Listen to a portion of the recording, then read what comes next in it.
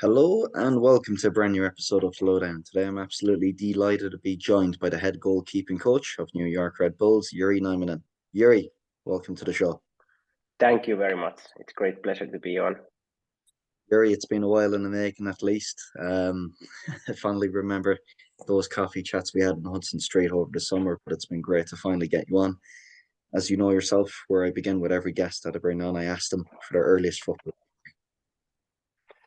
That's really easy. I remember my family is not really a sporting family, but I remember my father got cleats or boots from his colleague, and he brought them home, and I had zero interest. Like I was literally throwing them out of the door and saying, "I don't want this. I want to play with my action hero dolls or whatever I was doing at that time." And then after that, I think the second strong memory, which is more positive memory, was when I met my best friend in the first grade, and his father was a coach in the local team, and they asked if I want to come. I said yes, absolutely, I want to come. And at the same time, we went out to play in the snow couple hours, and I think I never played soccer before that or football before that, and yeah, I will never forget those two moments. And it's amazing too. I mean, we were speaking over the summer. I mean, you had quite a unique playing career, JYRI, in that it got going, it was stopped all of a sudden, and that led to the transition into coaching. But for those that don't know, could you bring us a bit up to speed about what that playing career entailed? Mm-hmm. Yeah, so I 100% always dreamed about being a professional player, professional goalkeeper. And I was fairly good for my age group in Finland. No problem with that. I was in the earliest selections for national teams and never played a match or anything, but I was always short. But kind of early developed, so I signed contract with my home club. That of course gave some hope that there is maybe potential pathway to play a professional career, and I was 16 or even 15 when I signed that contract. The club played in second tier in Finland, but there was no really youth, so I was the only youth player from the club that they could actually bring to first team. Played on loan in some third tier clubs in Finland, and really kept doing that. I was always pretty good for that level, as I understood, because I got invited for trials for the second tier and first tier clubs, as my own club went bankruptcy while my contract was still running. But I was never really able to make that next step to the level where I always wanted to go. But same time, I coached little kids since I was 14, so the coaching was always there, and I kind of felt that I'm pretty good there, so I don't need to do much effort to be good goalkeeper coach. But still wanted to try to reach the little dreams in playing, but it was always the same answer. You at the end, I'm too short, and of course it was really hard to accept.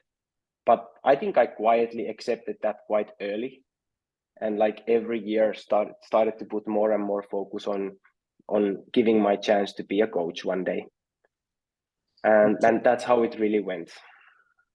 I think people speak about silver linings often a lot in football, JYRI, and people that have no regrets.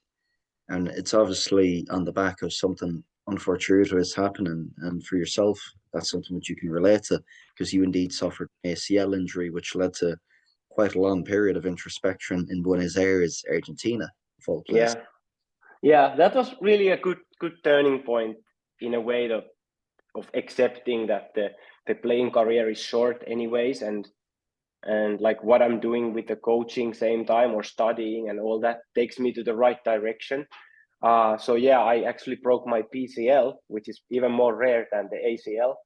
I remember exactly the moment when I was sitting in my mom's couch and was not able to move my leg at all, and I was thinking, this is not how I'm going to spend my months recovering. And I got this idea of going somewhere far from home, and same time like wanted to have several new experiences. Like first of all get my leg into the fit. I wanted to be very far from home, more for personal growth. I wanted to feel like who are the people that I'm gonna miss, what are the things that I'm gonna miss, learn about the culture, and also I wanted to get to know another football and goalkeeping culture for my further like future career. And now I'm also thinking one very important thing for my future was that I found out that I really want to live my life abroad as an expat, or journeyman, or how can you ever call it, because I always thought I want to do it. And I was 21 at that time, and I felt like, okay, let's now see if it's my silly dream that is not real, or is it real. And I went, and I loved it, and I found new layers on myself. And yeah, I think ever since it was even clearer that what I want to achieve in my life, really. And do you think, would it not be for that move, that you wouldn't have gone on to have had the career that you've had today, Jyri? Because it sounds to me that it was a monumental period of growth for yourself at the time. Yeah, 100%. Like even now I'm thinking, because I've been where I am now, I've been here 2 years, and it's all the time easier and easier to stay where you are. So I think if I would be staying in Finland longer, I would also feel more comfortable, and to make that move to leave the country would have been maybe harder. I'm just imagining. Of course, first of all, it helped me to meet people, because there was this, I made something different than a lot of people ever made.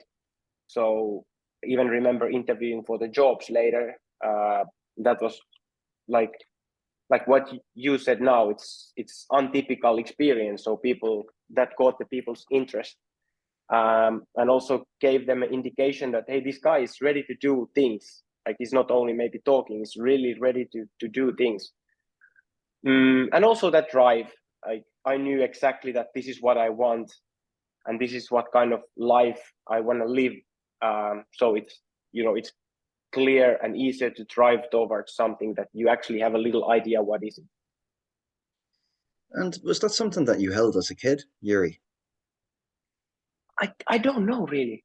I really don't know. I always, in a lot of choices in my life, since I was a small boy or teenager, I remember liking to do things differently. What comes to alcohol and ways how to use the free time and all that. I remember being quite stubborn with a lot of things and following my own path. But I cannot relate that on living abroad or something, because with my family we didn't really have chance to travel so much. Like we only did couple trips when I was growing up. Like that's something that I've been thinking, but I cannot find the real relation with that, to be honest. Because it's an interesting one. I'm not saying that we bear similar paths at all, Jyri, but in the slightest, but it's something which I think about an awful lot of my own record. Is it the travel piece? Is it the football piece? Is it a love of learning? Is it just inspiration on the day? It's hard to touch it. You know it's there, but you can't comprehend what it is. You can't give it a title, so to speak. I completely agree, but I would say it's maybe the hunger to learn, and now the biggest passion is the soccer, but like soccer in so many different ways, also not only tactical, technical concepts or something like that, but really like the deeper meaning and the different cultures and the different ways to live around that environment. And that's how I know the whole map. I know the map by the football and the national teams, by the clubs, by the cities where are big teams. That's how I know the map, and I'm really passionate about the geography also, and always relating to soccer or football. So yeah, it's a really way of living, I think, and It's really, yeah, it's really yeah, unique. exactly, and it's like a whole, it's like an ecological thing that we don't even need to kind of be fundamental with it, or try to isolate parts, or identify different little pieces. It's so amazing that it is the whole thing that makes us fascinated and makes us make moves and keeps us going. I must have said it better myself. I mean, you look at if we're looking back at that Buenos Aires experience, though, Yuri, it's very much like the drop in an ocean, which lets out of reverberations. I mean, since then, you've become quite the explorer indeed. I mean, we speak about cultural immersion. You've been a chameleon in many senses, adapting to many different environments. Finland, Estonia, Qatar, South Africa, the US now. I mean, how can you, I mean, when you're moving to these places, Yuri, how do you get a true lens into a country's culture or a city's culture when you're really caught in a hamster wheel of football when it really is a 24/7 job? Mm. I feel like the best thing is first to speak with your colleagues, and if I'm thinking about the colleagues, I'm not maybe always thinking about the other assistant coaches or other coaches or the players. I would maybe more go for the physios or doctors or team managers or people that are coming slightly different pathway maybe that I'm coming from. And those people are many times also a little bit less interested about the game itself. Like, I don't mean that they are not interested, but less interested. And they also willing to speak about the other topics and other things. And they give you another perspective that us coaches sometimes very narrow view on your working environment. So focused on the players, so focused on the result or training content or whatever. So I think those people have been many times the ones that gives me the direction where to look to, and help me to see that things that are hard to see when you are in your hamster wheel, and getting crazy on small details on the IDP programs or whatever. So without preparing for this question, I think this is many times been the trigger number one. And of course, then when you settle to your environment and you are in a certain kind of rhythm, you know how your days off will go and what are the days that you can maybe get home from work a little earlier or something, then you feel more comfortable to looking at the other directions as well. And that's how it goes, really. I think that always happens in the second season, pretty much when you know your environment a little better. But also, like, I think if I look back to my experience in Estonia, for example, which is now, is it 7 years ago or 8 years ago, I also feel more confident and relaxed in the environment through the experience, and that makes it easier to see the wider view also. Because I think and probably it's the same always moving into new job. At the beginning, you want to make sure that you are on top of everything, and you don't miss anything because you don't know exactly what's going on. But also through the experience, you kind of find a way to approach it, but also to see the right things, if I may say so. And in your own experience, Yuri, of having worked at countless associations and clubs, I mean, can football clubs as a whole be doing better to integrate new players, new coaching staff amongst the group? I think, yeah. I think 100%. The clubs are more aware, and the organizations are more aware, but there is still, unfortunately, a big difference between the organizations. Like, I in this question, I maybe don't want to tell so many examples, but there is also been a very, very challenging environments where the people think that okay, I give you already the money, so go and figure it out. And then you're really relying on the friends, on the people who feel it. They know how it is to come to a new place. Like, actually, just now I had a Danish friends visiting, and we will be on the holidays, so they will be able to use our apartment a little bit. And we started talking about that and how is it to help other people. And then I told them all the couches and floors where I've been living, moving into a new place. Already on the times when I played, went to small towns in Finland to play, and people were helping me. They let me let me sleep in their couch, for example.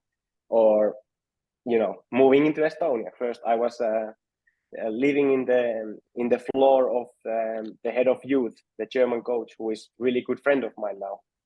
and I want to do the same to other people. Like people have been coming to New York, I for sure I offer them my couch, you know.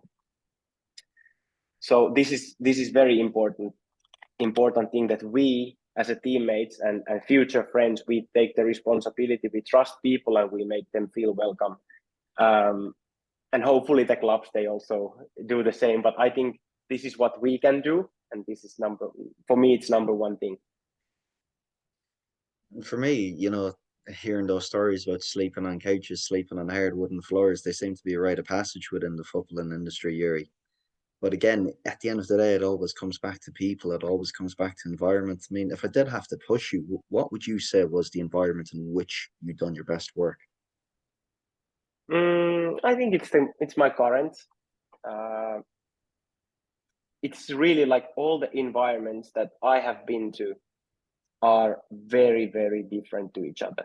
Like extremely different. Like just to giving small examples. Like in Estonia, I belong to 5 or 6 different coaching staffs, plus the coach education department, and the other small tasks. Like my attention was divided to so many different places, so that it was like full focus on something for 2 weeks, and then next 2 weeks full focus on something. So it was like jumping from camp to camp. Like nothing to complain about the environment. Like really good working environment. And then in Qatar, we had, I would say, 120 coaches there. It's unbelievable that you belong to a coaching group which is so huge, with all the departments and everything. So also really unique environment. And I felt same time being in the top academy, which felt almost like a factory sometimes, and same time being in the university doing my my badges, because there was so many things going on and different departments are doing different things. So that was fascinating. But I think still, after all those experiences, I mainly enjoy the thing when we have our own coaching staff and we try to create something. And that's how it's currently. And besides of that, I'm also like head of goalkeeping, so I have also my own staff, 4 goalkeeper coaches, that we want to create things and create innovations, and I'm also responsible for their development. So I feel really good where I am right now. And would it be fair to say, Jyri, earlier on we spoke about ecological dynamics, speaking about how nothing can be separated, how we have to view everything as a whole. Is it fair to say that in your current environment, you know, you're head of goalkeeping presently, if I were to assume, I mean, that role is an extension of who you are as a person, that your identity isn't separable from the work. Would that be fair to say?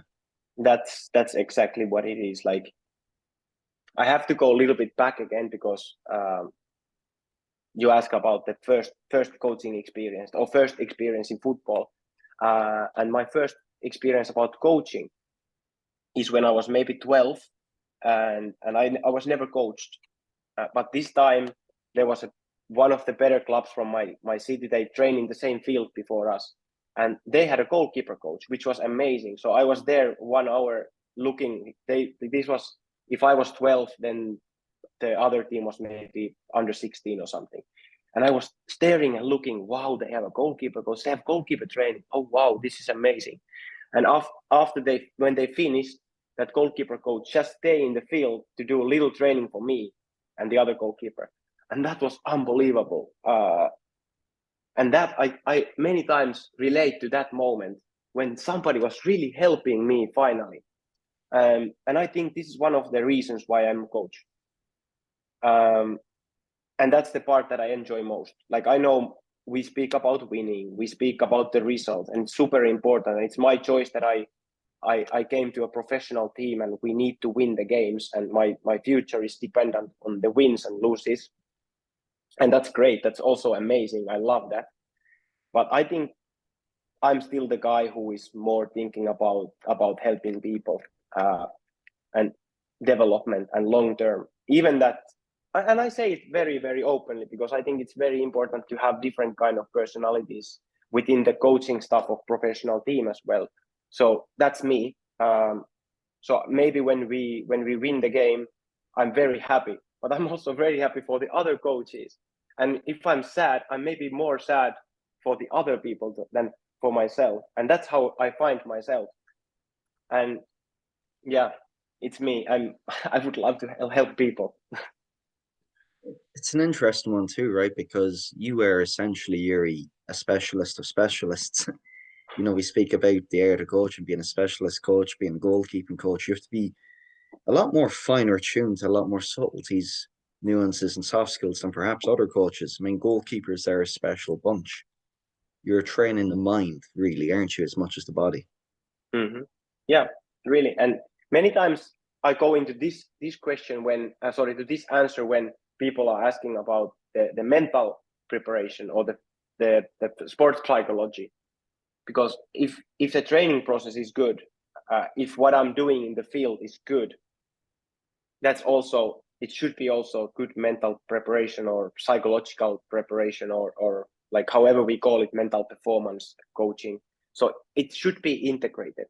I don't say that I don't need help of a specialist, or the goalkeeper would not still need a good sports psychologist, but I hope that I'm able to create processes during the week which also considers this part. And also like what comes to that, but also like individual development and all that. I think I have best resources to do that because I have a little bit less players to focus on daily.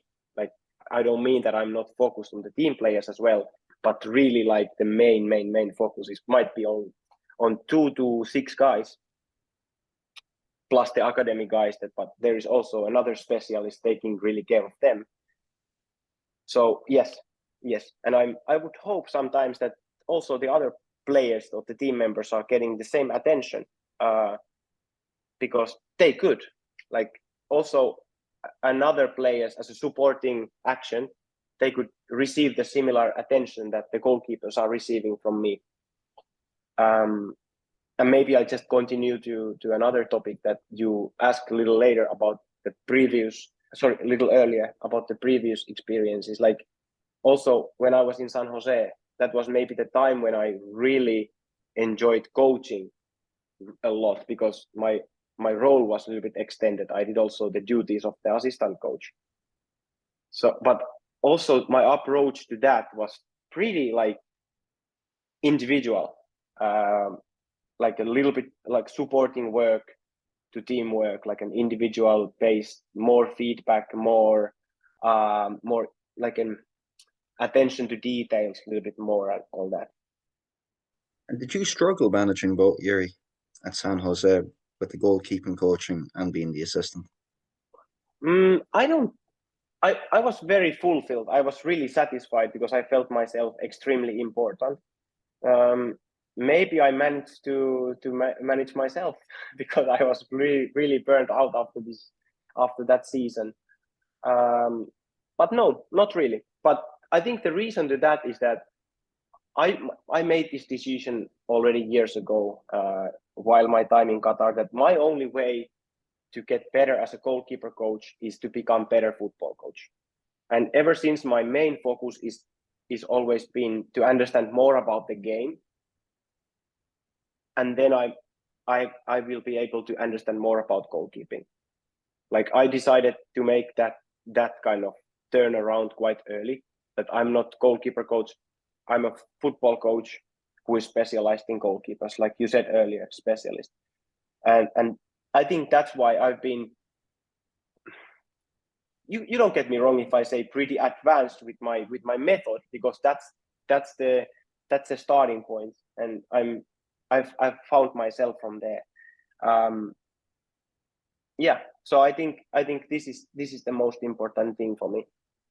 I think to pick up on one of your previous points there, Yuri, it's interesting when you speak about being a specialist coach, that obviously you're only responsible for a group of 4 to 6. Again, 4 to 6 being a big enough number. But it would be reasonable enough to suggest that outfield players aren't getting that same service. So there's a case there of less is more. and you as the head of that department, you're getting a fair and more accurate read as to the work and as to the service which you're providing those keepers. Mm-hmm. Yeah. That's of course that's providing us the special opportunities to bring more quality and more details and everything. But like still my work is nothing if I'm not able to connect that to the team and what is happening with the team and what are the needs of the team and how every single action is in relation to the playing style that we're doing, in relation to the last line of the defense most part, and the continuity what we want after. So I think I'm only able to go a little bit further in the detail if I understand all the needs, and where they're coming from, really, like what's the dynamic behind that. And if we're to zoom back out then and reflect upon you as a player, I mean, we speak about the art of goalkeeping, Jyri. I mean, how would you like to have been coached by you as a goalkeeper? My like how I've been in as a goalkeeper, how I was involved in the trainings. I have so little experience. Like I was most of the time running the thing. Like since I was a really young boy, even if my second goalkeeper was almost 40-year-old, I was most of the time the guy running the thing. So it's really hard to say. But I would say I would like to see more open situations because I felt like I was always in a really, really good physical shape. And everything that like being physically fit and fast and be able to jump high and all that was in center of everything. And then I remember feeling like you finally get into the game situation and I don't understand what's happening there. Like everything is surprise always. So I feel like at least with a little guidance and maybe to see those situations that I will see in the game, it would help me a little bit because I feel like it was panic in the game situation, like surprise after another. Because a lot of the teams that I was, like I did something by myself or with the other goalkeepers that was many times very physical. And then you go into the shooting drill or something, which is very simple. Maybe it's a cross and finish or something. Not I would say almost never defenders involved. And then you go into small-sided game. And that's not the picture that you're going to see in the game. Those are just the little parts. And that's why I think I also played futsal. So myself, I was way better in futsal because I could understand 4v4. Everything is happening in a little bit more narrow field. Options that are happening, it's a little bit easier to learn and study the movements. So I think this is absolutely the thing. I would be so happy that I wouldn't be every single time surprised what's happening in the field, Is that something which you think about often? What it would be like to be a pro keeper in the nowadays? I mean, your career didn't end that long ago, but it's an unfair question too, Jyri, because the goalkeeper back not too long ago compared to now, suffice to say, it's almost a different sport. That's right. Like it's a little bit hard for myself to speak about Jyri as a goalkeeper because I think it was a painful thing to realize like I cannot make it. So now I feel like I never had a chance because I'm short, So it's really hard to have that comparison. But what I can say was really that I had these two things. I played really high as a sweeper keeper. Like the people were always talking about, you're gonna get red cards. You're gonna get red cards. I never got one. Reading the game and being fast out of the line. And maybe that was a little bit new thing at that time. So was able to surprise opponents. And then ball on my feet. Like I was pretty good with passes and with build up and all that. So I think that profile would definitely work. But no, not to receive any crosses or shots, But that's why I also had pretty advanced way of approaching the modern goalkeeping because I was that way, because it was my own idea. And you think you need to have that curiosity? You need to have that sense of exploration to be a good goalkeeper? Because Hmm. obviously those into yourself. I mean, you were always involved in a coach education piece when you were Hmm. playing. So it's like Yeah, an infinite amount of what you could consume in terms of hun- education. totally. And this is why I'm a coach today, because I was so passionate. I wanted to learn. I wanted to help myself. I remember when I lived in north of Finland. I was 17 and I lived by myself. Um, all the like free time, I went to the library to read magazines or books or whatever was there. I remember reading the bodybuilding book or the magazine or the runners magazine just to get more information about the nutrition, and trying to get every single material on goalkeeping. uh, that's why I use all my holidays to go to try to see coaches or teams or goalkeepers, to find more information to be able to help myself and then to do training for kids. And I think this is the only reason why when it was time to really coach, why I felt like, hey, I'm actually pretty good. Like I might have a chance to make a career out of this, because I was so many years preparing myself with the pieces of information of sports science or nutrition or whatever. Curiosity, that's the word, right? Exactly. And are all those notes, is all that information put away in one big black box back at home in Finland? Mm-hmm. Pretty much on my mom's place somewhere. On lock. I mean, for someone then who's so fine attuned to the service of your own goalkeepers, I mean, for you, there seems to be no real separation between performance and development in Yuri. Where do you see the evolution of the goalkeeping position going in the coming years? Mm, this is a hard question, because I think when I hear the same answer from a lot of my colleagues, they are speaking about the present day. Like so many things are there already, like how active the goalkeeper is in every phase of the game. Like I don't even mind talking about about on the ball goalkeeper is 11th man. Yeah, it is. It just now depends on the team and the coaching, the philosophy, the playing style, and all that. Like how much, and we could go really far with that. So there is nothing to develop in that anymore. Like I'm always joking to my friends, like my dream is to see overlapping goalkeeper, that the goalkeeper is overlapping the center back and creating the numerical superiority on the outside space or something. But that's more a joke. But I think like 1 year ago, I would say that something that I'm really passionate about is the covering the goal together with the defenders, so that there is like a principles on who is blocking which side, and goalkeeper have better chance to anticipate situations because he has more information what is in front of him. But I think there is nothing new about that. I've been doing, and now my colleagues been doing also, like conferences and presentations about that. So this is another like a standard nowadays.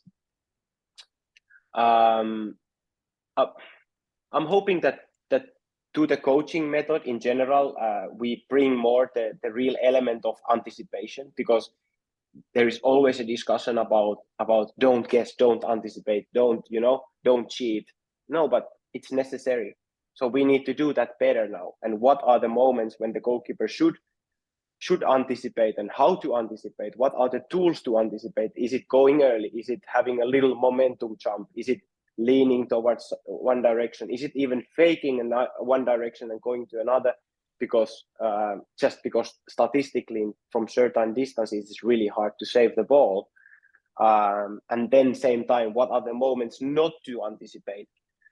So this is more development that are for sure coming to the coaching method.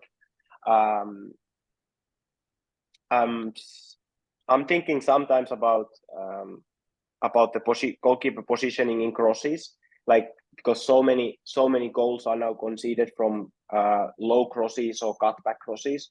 So what is the cooperation between the players and the goalkeeper in those situations, like setting up like a zonal defense? If you should maybe prioritize certain areas more, and if that would manipulate the goalkeeper position as well, because the options of the player finishing are more limited. This is something that I've been trying to research, so maybe we find out something there. but otherwise, it's really hard to say what is next. And of course, I'm hoping that I'm already on a little loop there. You know, trying to bring those things in. 100%. But I honestly think, Yuri, what it comes from is just a more accurate representation of the goalkeeping role, because people in football love to put things into different boxes. When we speak about the goalkeeper being involved in the build-up, look at Hugo Lloris in Tottenham. He's certainly involved in the build-up, but it's a very different role to what Robert Sanchez is at Brighton in terms of the angles, the distances from the goal, the positioning, which you don't totally really see on TV. Yeah, really. And like I said earlier, like there is so clear roles for every single game phase with the tasks and everything. So it's really up to what we want. And our job as a coach is, it's same for you and me. It makes no difference, is to prepare all these boys and girls that we working with, that they are able to do whatever their coach in 20 years from now is asking. It's interesting though, nonetheless, because you hear about all these future game conferences coming out in the Premier League, and then you look at FIFA's role clarification about it as well. When they look at positions in football, they only have two: one being the goalkeeper and two being the player. So, I mean, it would be pretty cool someday if you could see a further involvement, even one more so from that, and not quite look at overlapping goalkeepers, but goalkeepers just being recognised as a player as a whole. Which for me, I look at some teams playing in Europe nowadays, and there's just really no separation. I think in terms of what Robert Sanchez, what he offers Brighton in the build-up, in terms of, obviously you look at countless cases better than at Man City. I think we're doing a disservice to goalkeepers, really. And you representing the goalkeeping union, I don't think these guys are analysed to the depth. And there's a lot of goalkeeping analysis left on the table. Yeah, totally. Like I think like defining the attributes of a player or something. Yeah, you could have this. This is what the football player is, and these skills are additional to goalkeeper, because it's two different game phases. Really, is to be one of the players, or to be the guy who is defending the goal with the hands, you know, using gloves. So I think it's more like these are the requirements for everybody in the football field, and these are the additional requirements for goalkeeper, you know. So 100%. And obviously what you're looking at there is high detailed stuff. But you know, with coaching, there's a lot of preparing, there's a lot of fine tuning, especially when you're on the hamster wheel of an MLS season like yourself, Yuri. I mean, where in the hell do you find the time to grow and develop? I think for me it's the daily routine already. Like I don't even think about it. I see that as a priority almost, because only by making sure that I'm staying healthy, staying fit, but also developing myself and updating my own understanding on the game and on goalkeeping. Only that way I'm able to provide for goalkeepers. And I think that's in my working method already, because I never use same drills. Even if I use the same drill, every single day I develop it again. I go again to the game situation. I look what is happening in the game situation. And this can be our game, or this can be Premier League game that happened yesterday, if that works with the topic that I'm working with. And I go through it again. I never just take it and set it up on the field and run the session like I did last week or last month. I do it always again. And I've always done it that way. And I hope that the session that I do today is better than I did last week, even if it's almost the same session. But probably today the starting point of the balls is slightly different, and you know, the way how we rotate the goalkeepers is maybe slightly different. It's just most natural thing for me, and you know, I try to give myself different projects and tasks that, you know, I'm also not only developing myself for today, but also for 5 years from now. Exactly, and creating a stimulus. But I mean, to perhaps ask a better and more accurate question, Yuri. I mean, when was the last time that you've thrown out one of your deeply held beliefs when it came to goalkeeping? Last time there perhaps would have been a big sea change in how you view the position, and how to coach it. Now you have to ask again the question. Oh, it was too complicated for me. When was the last time that you shed one of your deeply held beliefs about goalkeeping? Does that make sense? No, You sorry, I made cannot understand what you mean. when you made one big change to how you coach goalkeepers, or how you view, Change, or how you view change. Yes, positions. sorry. No, Yeah. I'm sorry, Yuri. I'm getting an awful lot of crap from my Irish accent in Canada as well the last month, so it's not only you. No worries. But hey, we are here to learn, right? Like what is the big change? I think the big changes are coming with the change of environment. Like for example, I have now so much less time every single day than I had in South Africa, and same actually in San Jose. So that is forcing me to make big like changes. And that has been only developing my method to set up exercises, and I'm very happy with that development. It's been great. So I think there is this big change now, but it's not really related with the method. It's more, it's method, but it's more related with the setup, and it's more related with using people differently. But it's not that the picture that the goalkeepers are seeing is different. I think the transition from San Jose to South Africa, I gave up a little bit on the technical details, how much time I use with the technical details, what comes to every single goalkeeper and every single technique. And that was not easy because I think I'm pretty good at that and I like that a lot, but I felt like it's necessary if I want to move forward and bring all this decision making and anticipation and tactical details and perception and all that into that training field. I need to make compromises in some areas. So now I'm more selecting individually what are the technical details that I want to fix or fine tune or be more focused on. So it's not that every single guy has to get to perfection in every single technique, talking about professional goalkeepers. It's more that I try to analyze what are the priorities. Once again, because I have to, because you cannot do everything, you know. Doing everything is at the end compromise also. But that's interesting too, Yuri, because you speak of that compromise as being necessary to your own development. Have you had experience where you've seen colleagues or people at other clubs in your position who failed to compromise and they paid the price for it? Yeah, 100%, 100%. Like, to be brave not to do something is very important. And also, like, what comes to head coaches that I've been working with, the ones who are brave to say, this is what I am, this is what I am not, this is where I am not sure, and this is what I need to learn. Those are the best people.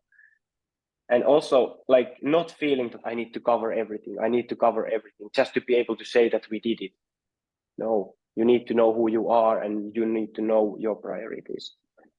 I think that comes back around then to having a good team of people around you, mastering the art of delegation, because there's no heroes here. Yeah, exactly. And be brave to be yourself. Like, feel comfortable to be yourself and say, no, this is not what I'm doing. I understand this is existing, but I am not doing it. And not trying to, you know, justify yourself everywhere all the time, because I think this is not how you really develop something special.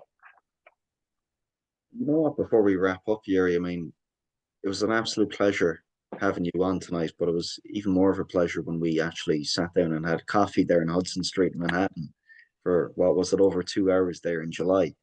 And we spoke about a lot of parallels on both of our career arcs, so to speak.